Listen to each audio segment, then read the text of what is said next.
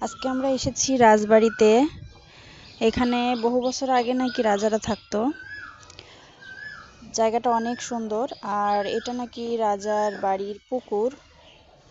পুকুরটাও অনেক সুন্দর, কিন্তু এখন আসলে সেরকম কেউ আসে না, দেখা যায় না। আর এটা সেই রাজবাড়ি। আর এখানে আরাফা এসে তো ভালোই লাগছে। আরাফার এখানে একটা দোলনা পেয়েছে, সেই দোলনাতে ওর খালাতো ভাইয়ের সাথে খেলাধুলা করছে। ওর ভালোই লাগে বেড়াইতে।